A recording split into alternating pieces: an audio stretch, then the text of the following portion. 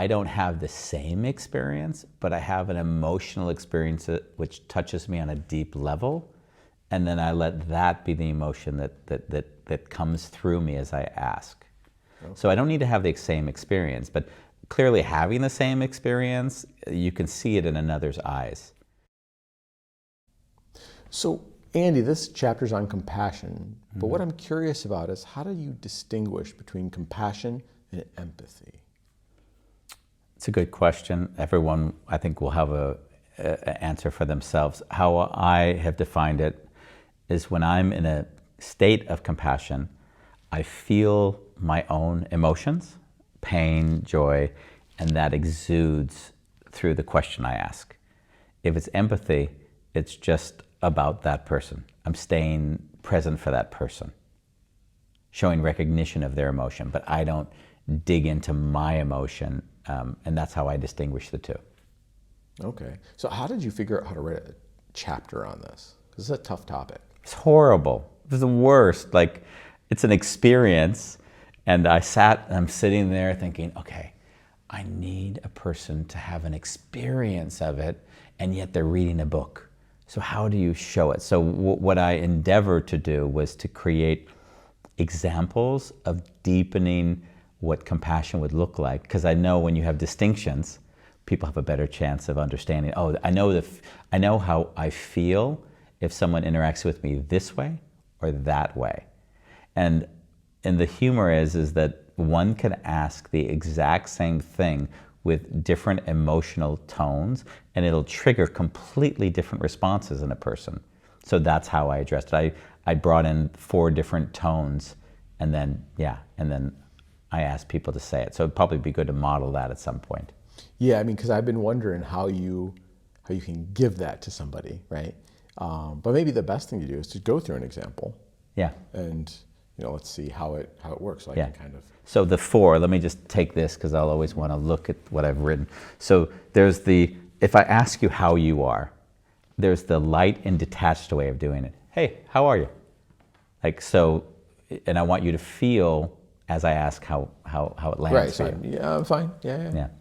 And then I'll do the strong and direct. Hey, how are you? I'd probably say again, oh, good. Yeah. And then hey, how are you? Soft and concerned. Sorry. Hey, how are you? Oh yeah, I'm fine. Yeah. It's like I'm mirroring back in my answer what you're. Yeah. And then the compassion would be, hey, how are you? Yeah, I don't know how I'd respond. I mean, it's more. Yeah, there's an assumption that something bad has happened to you. Yeah, because almost, I'm asking, and you know what I'm asking you about. Right. And you know the emotion I'm showing shows that I have a deep feeling for where I'm going with you. Right. And that's. But in all those cases, it seems like you're priming me with the way you're asking the question. Clearly. Right. So how do you separate the compassion from that? Because it's something from you that you're priming me with. Yeah. So I make an assumption. I make an assumption of where you are and what's going on for you. And from that assumption, I kind of feel into that where that's also some part of me, where I feel deeply into that, and then I allow the emotion to guide the question I ask you. Right, but what if it seems like it's easy to be wrong, right? Yeah. And I know we talked about earlier, high school graduation. Yeah. And how, like everybody expects you to be excited. It's like, oh, congratulations. Yeah. And the person expecting that everybody expects them to be excited has this facade. Yeah. It's like, yeah, glad to be done, yeah. And in fact, the reality is they're like, I'm losing all my friends. I got to get out of my comfort zone. Yeah. What am I going to do with my life? Now I got to find a job or I got to go to college. Yeah. Like there's all this worry, but both sides are holding up a facade, one with an expectation based on the other's facade, and then they're mirroring each other totally wrongly. So how do you get beyond that? Like, how do you make sure that's not? Well, this situation happened, say 2 months or so ago. A friend that I work with said, can you talk to my son? And so we arranged a call. And I said, hey, when I was graduating from high school, it was not easy. How is it for you? And then the guy talked for an hour. And then he was deeply grateful. He shared all the insecurities that I obviously, or you probably also had as someone that age. And through that, there was call it a feeling seen, a feeling heard, sensing I'm not alone in this, seeing that, oh, I can make peace with this.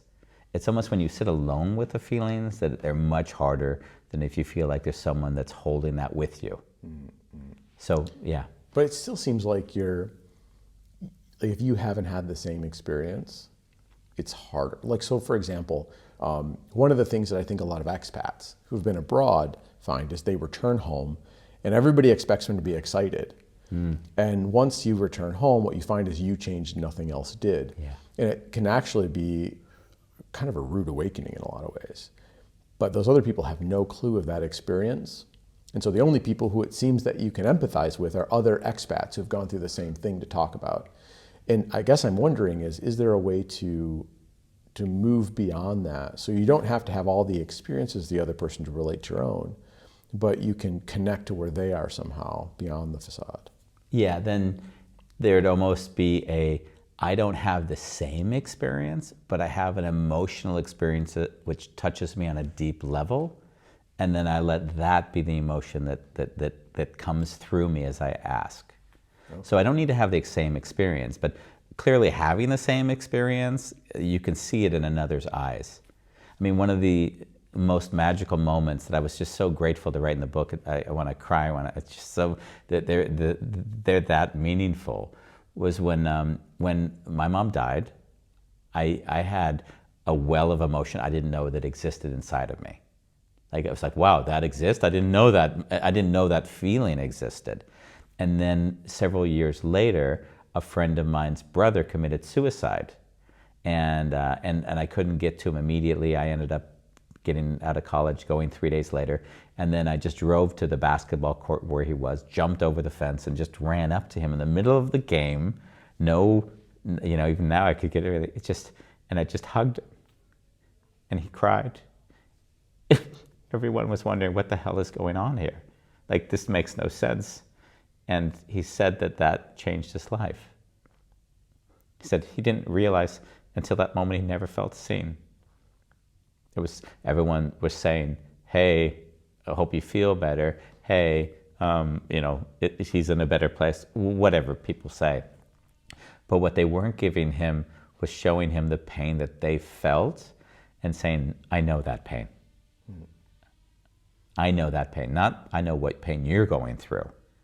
Not being arrogant, not assuming, just being with him in my pain. And that, he said that just changed his life forever. So it sounds like, in that situation specifically, yeah.